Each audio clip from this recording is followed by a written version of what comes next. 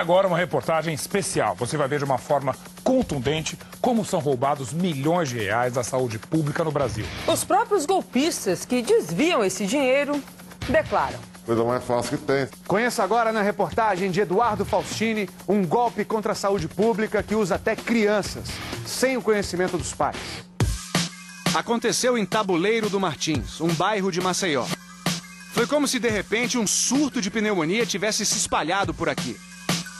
Centenas de crianças apareceram com esse diagnóstico na lista de internações de 2 clínicas particulares conveniadas com o SUS. A Clínica Infantil de Maceió e a Clínica Frei Damião. Mas quando a gente foi confirmar a história com as mães dessas crianças... O seu filho já esteve internado por pneumonia? Não. Nunca? Nunca. O filho de Jamile tinha feito um simples exame de sangue. Dias depois, a família recebeu uma carta do SUS com os dados sobre a internação do menino. Período, 4 dias. Motivo, pneumonia ou gripe. Valor pago para a Clínica Infantil de Maceió, R$ 582,40. A tia se surpreendeu. E o nome dele bem bonitinho, estampado, olha. Qual o dia que ele ficou internado? Ficou internado no dia... Ficou 4 dias internado. Ele nunca ficou internado, moço. Nunca, nunca, nunca. Essa criança nunca teve uma pneumonia. A história se repetiu em outras casas do bairro. Os filhos fazem exame de sangue e depois os pais recebem uma carta sobre a internação que não existiu. Foram mais de 600 casos. Repasse para as 2 clínicas envolvidas, cerca de R$ 350 mil. Não há surto de pneumonia em Maceió. O que há são internações falsas, forjadas para lucro ilegal em clínicas conveniadas com o SUS. Ele nunca foi internado com pneumonia? Internado, nunca. Os moradores contam que as crianças vão fazer os exames de sangue em grupo. É porque aqui sempre tem umas Kombi que pegam as crianças, aí estão fazendo isso. Essa Kombi, ela circula aí chamando as crianças para fazer exame? Aparece o nome da mulher que leva as crianças para fazer os exames. É, uma dona Dalva. Sempre ela levava assim de semana em semana, de 15 em 15 dias ela levava um bocado de criança. Ela falou, olha, se você quiser, você pode arrumar algumas coleguinhas só para trazer para cá, pra gente ir, porque quanto mais criança, melhor pra gente. Essa adolescente fez o exame levada pela Dalva. Mas você não ficou internado? Não.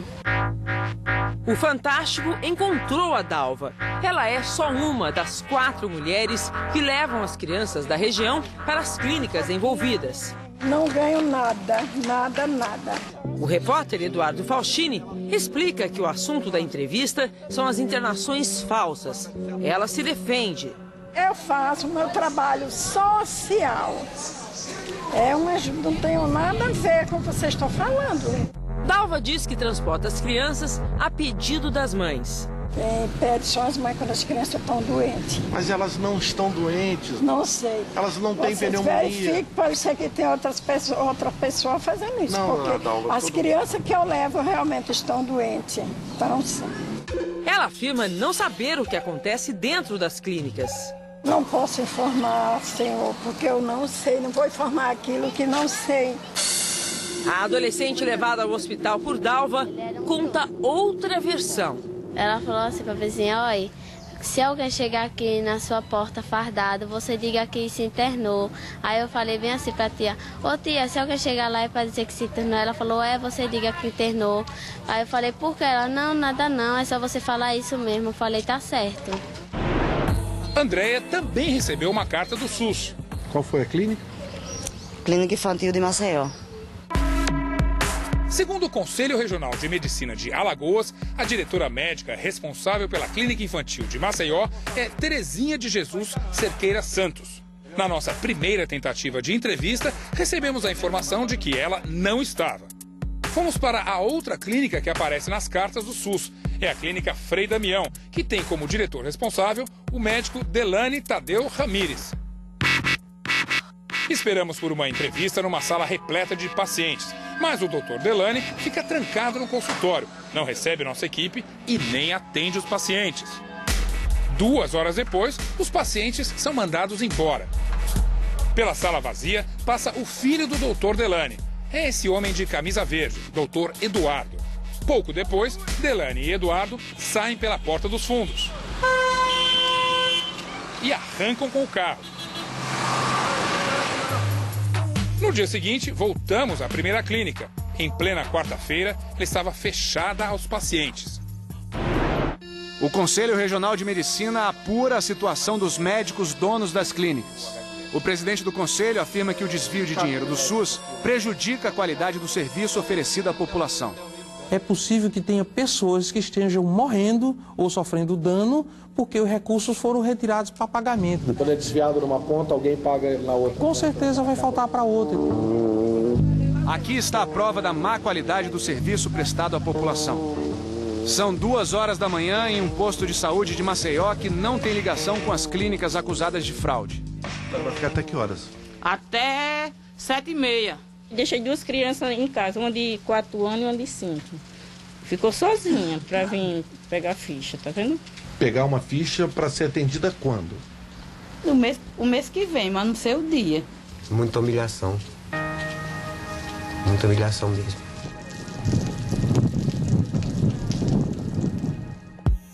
Veja agora como o tipo de golpe que estamos denunciando ocorre em outros pontos do Brasil. Baixada Fluminense, no estado do Rio de Janeiro. Juliana queria fazer um parto normal. Foi convencida pelo médico Luiz Ferreira a passar por uma cesariana.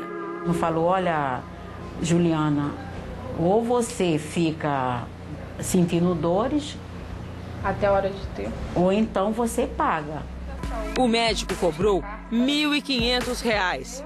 O parto foi feito na Associação de Caridade Hospital de São João de Meriti, entidade sem fins lucrativos. 4 meses depois, Juliana teve a surpresa. Chegou essa carta para mim, informando que tinha sido pago pelo SUS. A cirurgia, como vimos, já tinha sido paga pela paciente. Se eu paguei, por que eles estão cobrando para o SUS? Lúcia passou por uma cesariana no mesmo hospital. Pagou R$ 1.200 ao médico Luiz Carlos Furtado e recebeu uma carta do SUS. Colocaram na carta de que se tratava de um parto normal e que o SUS tinha pagado 500 e poucos reais, que eu não lembro o valor total agora. Foram R$ 523,60. Detalhe importante, a parcela que o médico recebe no repasse para partos normais é maior do que a que ele recebe em cesarianas. Miriam também pagou por uma cesariana, para o mesmo médico e no mesmo hospital. E também recebeu uma carta que falava em parto normal, pago pelo SUS. Como eu sou humilde, 1.300 para mim é muita coisa, né? Dá para fazer bastante coisa. E veja o que o marido dela ouviu quando pediu ao médico um recibo do pagamento. Ele falou para mim, só ia me dar se eu pagasse o imposto de renda dele. E foi embora. O repórter Eduardo Faustini tentou entrevistar o médico Luiz Carlos Furtado. Ele marcou no hospital a entrevista. Apresenta lá no hospital que a gente vai ver lá. Pode apresentar lá no hospital. Mas no hospital, nem ele, nem o outro médico envolvido, Dr. Luiz Ferreira, quiseram falar. Fomos recebidos pelo diretor. As pessoas se acharam lesadas, podem nos procurar e a administração vai resolver os problemas, ressarcindo. Vai devolver um dinheiro para a Exato. Toda a resposta da Carta SUS inicia uma investigação pelo Ministério da Saúde, uma auditoria, apuração detalhada. Após a apuração, nós já recomendamos ao gestor municipal que contrata aquela clínica o descredenciamento daquela clínica do SUS. Ela não pode mais receber recursos do Sistema Único de Saúde. O Fantástico investigou outro tipo de golpe que também desvia milhões de reais da saúde pública brasileira. Um dinheiro que é seu, é o dinheiro dos nossos impostos. Essa fraude que você vai ver agora é praticada por organizações sociais desonestas. Em junho passado, a Operação Asepsia do Ministério Público do Rio Grande do Norte prendeu secretários municipais e empresários. Alvo: as fraudes na prestação de contas de 3 organizações sociais ligadas à saúde. Uma organização social é uma entidade sem fins lucrativos que recebe dinheiro público para realizar parte dos serviços garantidos pelo Estado para a população. Em Natal, o dinheiro do contribuinte foi para o ralo. Uma das organizações flagradas tinha com a Secretaria de Saúde contratos de 50 milhões de reais. Essa organização é a Marca, de Antônio Carlos de Oliveira e Rosimar Bravo Oliveira. Para desviar essa fortuna, a Marca prestava contas usando notas frias, emitidas pelas empresas Opas, Artesp e MedSmart, que prestam serviços e consultorias. Os responsáveis pela organização social Marca são também os donos da empresa Opas. As outras duas empresas do esquema têm sede no Rio de Janeiro. Mas nem na Artesp, nem na MedSmart havia funcionários para receber nossa equipe. Segundo o Ministério Público, as duas empresas são de fachada e estão em nome de Gustavo Meres. Gustavo é filho de Tufi Soares Meres, tratado assim no relatório do Ministério Público, um dos grandes articuladores da máfia do terceiro setor no Rio. O médico Tufi Meres teve a prisão decretada e está foragido. Gustavo Meres, o filho dele, é investigado pelo Ministério Público. Antônio Carlos de Oliveira e Rosimar Bravo ficaram presos em Natal e agora respondem em liberdade pelos crimes de formação de quadrilha e peculato, que é a apropriação de bens públicos. A organização social que eles comandam, a Marca, tem contrato em vigor com a Prefeitura de Duque de Caxias, terceiro maior município do estado do Rio. São 9 milhões de reais por mês para cuidar de 6 postos de saúde. O responsável pela operação Asepsia afirma que a Marca repete no Rio a estrutura desmontada em Natal. Toda a estrutura de atuação da Associação Marca aqui em Natal também existe em outros locais do país, a exemplo do município de Duque de Caxias, no Rio de Janeiro. Nós não temos nada para falar em termos de qualquer ação que possa colocar a Marca numa situação difícil aqui. Em nota, a Marca diz que todos os contratos firmados por ela são com empresas legalizadas. Você via a água literalmente escorrendo pela luminária, como se fosse tivesse aberto uma torneira e deixasse escorrer aquela água ali. Essas imagens foram feitas por Cassiano em abril, no Hospital de Peruíbe, em São Paulo. O hospital é administrado por outra organização social, a OZEP, que recebe 24 milhões de reais do município. O contrato é investigado. Temos provas inequívocas de que tem contratação de funcionários sem registro, ou seja, o termo usual é caixa 2.